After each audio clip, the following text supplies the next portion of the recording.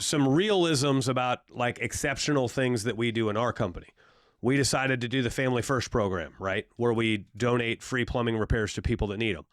And we've inspired a lot of other people to try it. And we hear a lot about people that do it. And unfortunately, we hear a lot about people that try it once or twice and then give it up. Yeah. I couldn't afford to give up the time. I couldn't afford to make the sacrifice. I got taken advantage of by a person that didn't actually need the help, and they were just using us for the free work and all this shit. Well, guess what? If you're going to do something exceptional, you're going to have extraordinary shit like that happen against you. It's fine. It's the nature of the beast. That's right. And it just is what it is. That's why we called it Family First. And that's why we do it on the first day of the month, because if we wait until the last day of the month, if we have the time, if we have the money, if we find the people, if you put that many ifs in line, it will never happen. Yeah. So we do it on the first. We literally start the month in the hole on the P&L because we're doing work for free and not getting paid for it. And I'm still paying my guys to do this work, right? That's an exceptional thing that we do that has put our business at a different level than most. Other things, 1,000 Google reviews inside of 4 years. There's companies that have done more. Yeah. There's significant amounts of companies that have been in business 4 years and they don't even have 100 Google reviews. Yeah. Right? It takes exceptional planning and exceptional processes and exceptional effort. I would say to get those. It takes exceptional dedication. Right. Like you can't, the problem with things like that, and I'm using it just as an example, is it's like when you save a penny. One Google review, who cares? Right. No, it's the fact that you have done it every day, 4 times a day, right, for a year. Well, that's how you, it's the same thing as saving. Yeah. It takes a little bit at a time. Yeah. Okay. You're not just going to hit the lottery. You got to just work at it. Okay. Right. You work at it. Beat every customer to death for it. Right. Next thing you know, 2 years has gone by and you got 1,000. Yeah. 3 years. And the other side of it too is like we had plenty of challenges. I mean, we would wake up and Google's removed hundreds of reviews overnight, and we got to go battle for those. Yeah. We tried a new technology feature that we even talked about on this show, and then later found out. We're talking about the cards. Yeah, the tap cards with the AI replies. Yep. We later found out that fucking you. Google, well, we did those for like 3 months, but 2 months into that, Google had a rule change where they no longer liked AI replies. Yeah, it wasn't the cards, it was Google. They started just pulling reviews left and right. And here we are charging for 1,000, and we would get 5 reviews in a day, and Google would pull down 7 or 8. It's only funny because it's not me. That had to be a frustrating issue. Oh, it was very frustrating. But we were dedicated to have 1,000 Google reviews in 4 years, and we pulled it off because we had exceptional standards, right? Yeah. Was it easy? God, no, it wasn't easy. If it was easy, everybody would have 1,000 Google reviews. But that's another area where we are exceptional in that area, right? And these are very real things that every business is going to share in that. If you want to be like, another area where we're exceptional is the level of experience that we have amongst the team. We have 6 plumbers on staff, and we have 91 years of experience between the 6 of us. That's it. That's over 15 years of experience per plumber. There's not another company in the metro, probably not another company that has a size like you could be a one-man shop with 30 years of experience and be like, I got you beat. Yeah. Right. You could be a 2-man shop where each of you have 20 years of experience and be like, I got you beat. Yeah. But try having 6 plumbers on staff and have 91 years of experience between the 6 of you. And one of my guys, self-admittedly, only has 1 year of experience. I hired him as an installer, and he all of his experience is with us. Okay. You take him out of the mix, and now we have 90 years of experience between 5 plumbers. Yeah. So like, I'm even tanking my own exceptional stat by having that guy on there, but it's real. Yeah. And it's authentic and it's transparent. Right. Speaking of guys, am I getting hired for the end of the week? No. Next week? No. We don't need that anymore, actually. You know what? So, God damn it. My guy that was going to take on vacation, he decided to forego the vacation because he likes money. So, I think you mean he needs money. That could be that too. But as you have a drive to be exceptional, be ready to be misunderstood. Be ready to have your opinions not land well among the masses. Yeah. You're going to hear a lot of, what are you doing? Why are you doing that? Yeah. Be ready to be called. That doesn't make any sense. Be ready to be called a bully when you're holding people accountable. because accountability seems very threatening to the undisciplined. Yeah. Accountability feels like an attack to the undisciplined. When you say to a general contractor, you owe me money and I'm not doing any work until you pay me. Right.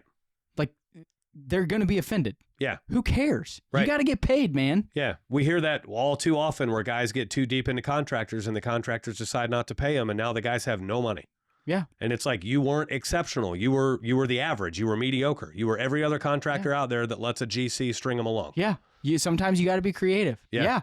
I'd be happy to do that work. You pay me for the last job I did, I will. You get that check, you cash that check, you tell them to fuck off. Right. Like, it's... Yeah. Thanks, Jose, for the material for the podcast. Right. I know he listens. I love Jose. He's a good dude. Yeah. Yeah, he's got a contractor out there that owes him $6,000. 16. 16 grand. 16 grand. And he's... One's 10, one's 6. He's probably not going to see it. I think he's gonna get it. Maybe. We'll see. I think he's gonna get it. I hope he does. I do too. But don't, like, the mediocre play there is the guy pays you and then you go right back to working for him. The exceptional play there is you learn your lesson. And if the guy didn't want to pay you this, he's likely to not do it again in the future. And so you learn the lesson and you tell him thanks, but no thanks on any future offers. Yeah. Well, I mean, the macho move there is tell them you're not doing anything till you get paid. You get paid, right? And then don't do any work like with any, like, I'm done, where's my check? Yeah. Like, that's the only way you're doing work anymore for that person. Prepay. And then... Or prepay. Right. And then as you find other contractors, when they call you and say, hey, I'm expecting you over there to do this for me, you're like, nah, I'm good. Right. No, well, I'm good. I got someone else to replace you. Sorry.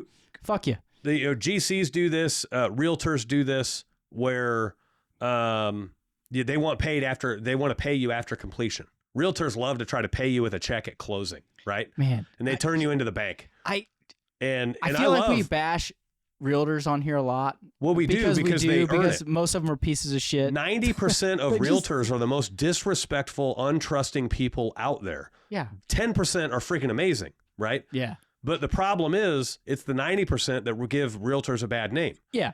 I got a buddy of mine that's a realtor. I go to lunch with him at least once a month. Choke him to death. He has work that he needs done on a house he's selling. I love when they act like their job's hard. Like, I've done so much work and I did all this and I got 30 grand. You didn't do anything. Yeah. Fuck off. Right. You don't know how hard it is. No, you don't know how hard it is.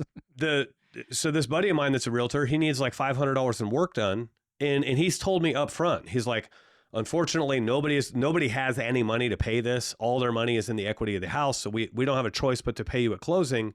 So what I'm going to do is I'm going to have you do the work literally the day before we close. And so instead of stringing and doing the work now and then closing in like 45 days and stringing you along for 45 days on payment, you're going to do the work and then I'll drop a check by the next day.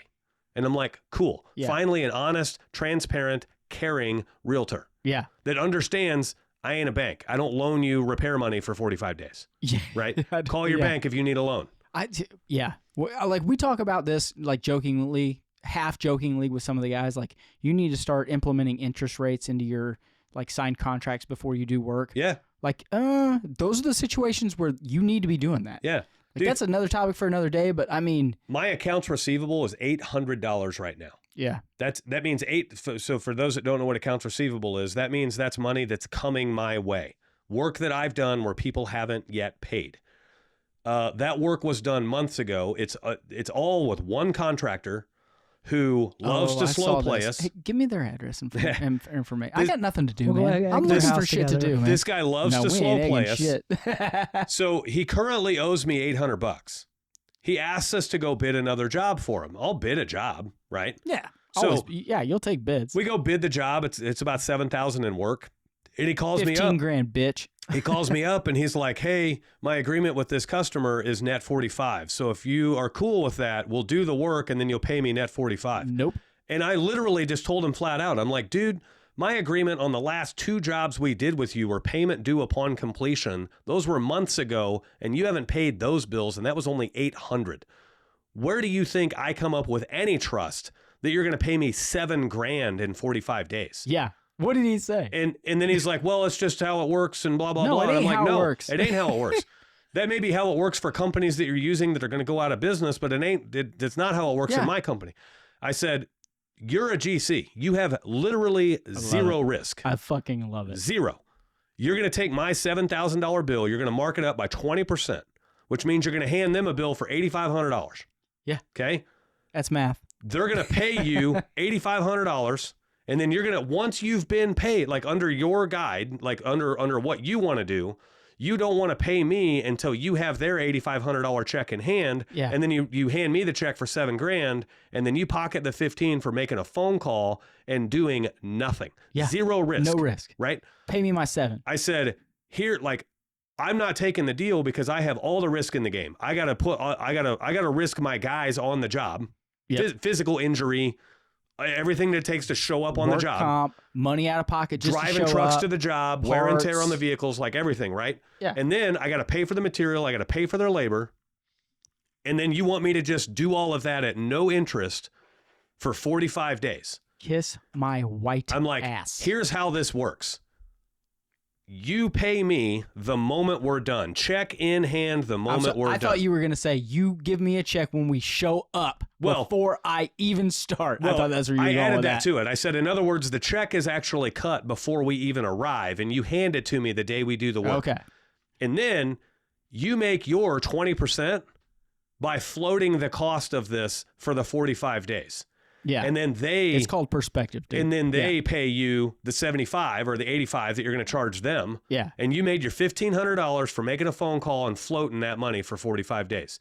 That's how you work as a general contractor. That's how you have skin in the game. And guess what? If they decide to slow pay you, it's on you, not me. Right. Yeah. If they decide to slow pay you, you're going to go after them because that's your money, right? Yeah. Well, right now, if I don't collect it payment due upon completion and they decide to slow pay you, you have no reason whatsoever to pursue them for the money because you aren't out anything. So you could care less if they slow pay you. Yeah. All you had to do is make a phone call. Who cares if you didn't make the $1,500? Right. It means you don't get paid, but it also means you didn't lose any money. Yeah, but it means I gotta go. I lost all the money. Yeah, it means I got to go burn their house down and then drive to your house and burn it down too. Imagine driving through For McDonald's. $1,500. Imagine driving through McDonald's as a realtor and saying, "Hey, can I pay for this with a check at closing when I sell this house in a month and a half?" Yeah. No. No, they're going to say no, right? Well, let's get to the biscuits here. Did he do it? No. Oh, God, no. Yeah. But he's so dumb. He's like, well, I guess it doesn't sound like you want the work. No, I want the work, but I want to get paid for the work. Yeah. Dumbass. Like, we don't do this for free. Yeah. Like, yeah.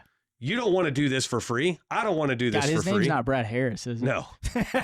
I had a guy that I think was expecting me to do net 30 on $200 for video works. $200. Dude, what are you doing? Yeah. Somebody in that office bought donuts and pizza for everybody. They can pay your fucking bill. Yeah. They got a credit card. They got a credit card. And net 30 is dead these days anyway. Like with his if I can order something off of Amazon right now and it's on my doorstep at 4 a.m. Yeah. There's no reason you can't pay the bill that you've already gone through all of the protocol to approve